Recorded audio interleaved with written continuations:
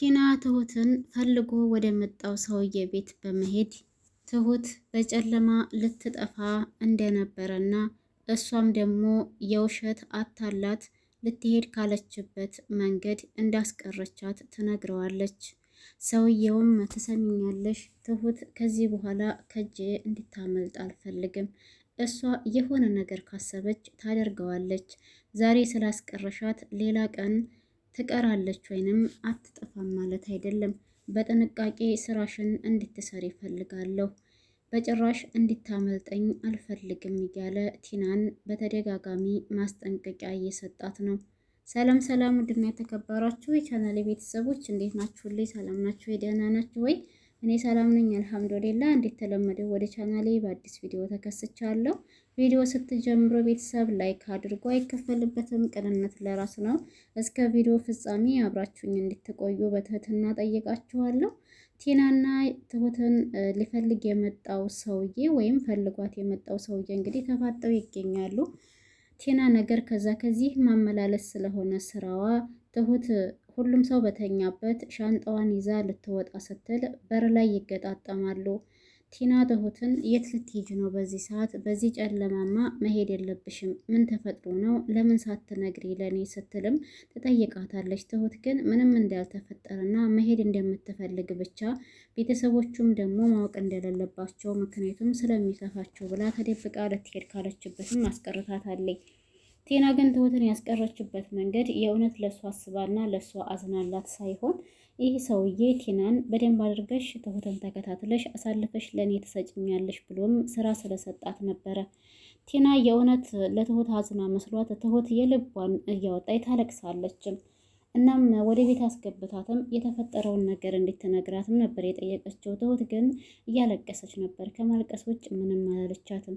ቲናም እኛም እኮ ቤተሰቦችሽ ነን፣ እንዴት እንደዚህ በጨለማ ተደብቀሽ ሳትሰናበችን ትሄጃለች ስትልም ትሁት ደግሞ አይ በቃ እኔ ምንም አይነት ችግር ደርሶብኝ ሳይሆን በቃ መሄድ ስለፈለግኩኝ ብቻ ነው እባክሽን ልቀቂ ብትላትም ቲና በጭራሽ እንደዛ የምትይኝ ከሆነ የተኙትን ነው የምቀሰቅሳቸውና እንዲያውሽ የማደርገው እንዲቀሰቅሳቸው ካልፈለግሽ ደግሞ አሁን ሽበይኝና ወደ ቤት እንግባና የተፈጠረውን ነገር ለእኔ አስረጅኝ በማለትና በማታለል ቤት እንድትገባም አድርጋታለች። ቤት ከገባችና ካረጋጋቻት በኋላ ከዚህ በኋላ እንዳትሄድ እንዲሁም ደብዳቤ ጽፋ የነበረውንም እንድትቀደውና እንድትጥለው ትነግራታለች ማለት ነው ቲና። ትሁትም ይህንን ደብዳቤ የጻፈችው ለአባባና ለሁሉም ቤት ውስጥ ላሉት ነበረ። እነሱ ጋር ብዙ ጊዜ ስለቆየች አሁን ተደብቃ በመሄዷ እንደያዝኑባት ስለፈራች ያንን ደብዳቤ ለአባባ ጽፋለት ነበር።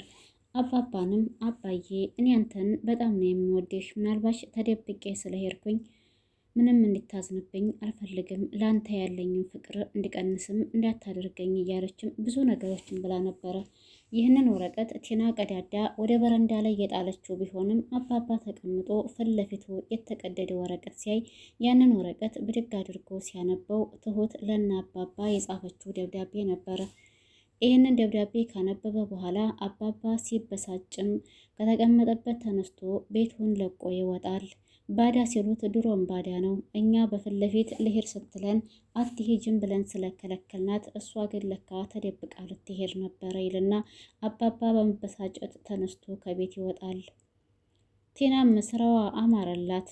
ቀጥታ ወደ ሰውየው ጋር በመሄድ ነበር እንግዲህ ቲና ይህንን ነገር ትሁት ልታመልጥ እንደነበረና እሷ ዋሽታ ልትሄድ ካለችበት ቦታ እንዳስቀረቻት እየነገረችው ያለው።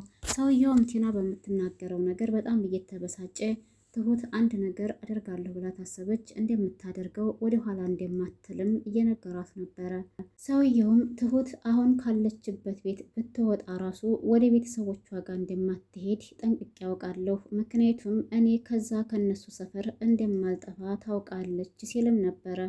ቲናም ደግሞ አዎ እሷማ አሳዛኝና አንጀት የሚበላ ደብዳቤ ጽፋ አስቀምጣላቸው ከቤት ውስጥ ድንገት ልትወጣ ስትል ነበረ እኔ ከመታጠቢያ ቤት ስወጣ ያገኘኋት። ግን እንደዛም ሆኖ እኔ ሸውጄ እንዳትሄድ አድርጊያታለሁ፣ አስቀርቻታለሁ ትለዋለች ለሰውየው።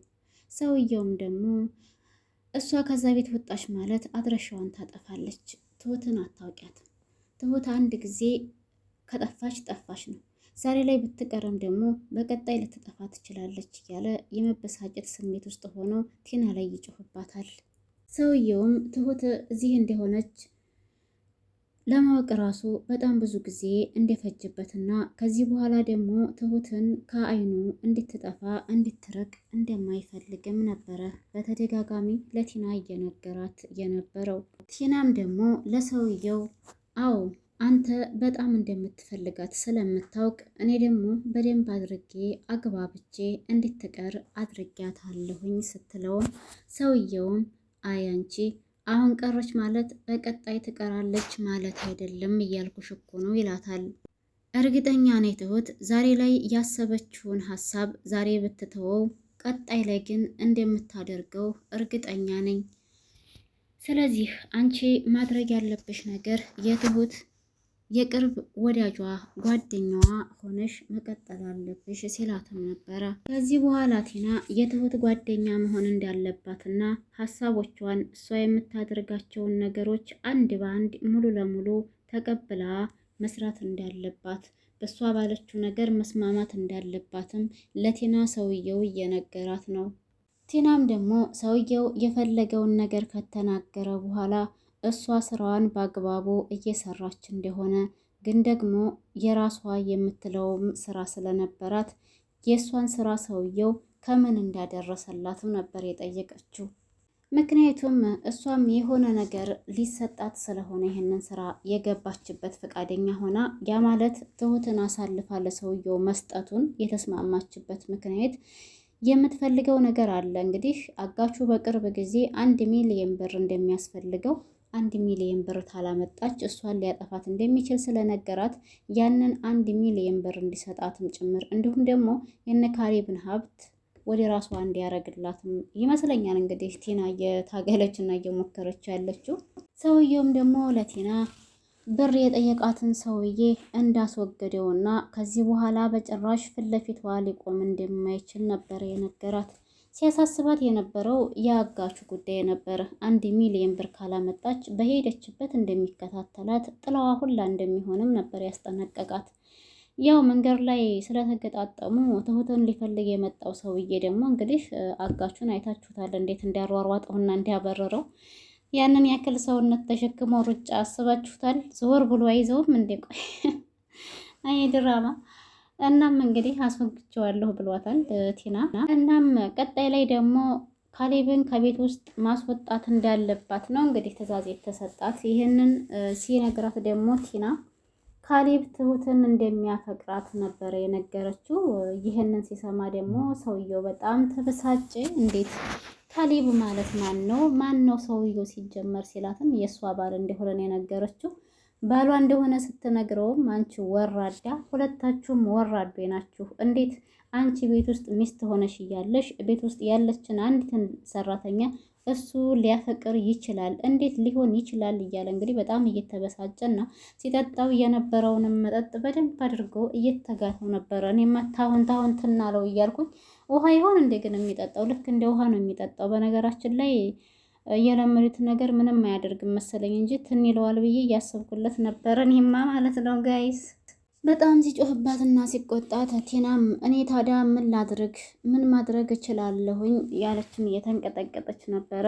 ሰውየውም እንግዲህ እየጮኸ አንቺ ወራዳ፣ አንቺ ሚስቱ ቤት እያለሽ እንዴት በአንዲት ሴት ፍቅር ሊወርቅ ይችላል ባለሽ?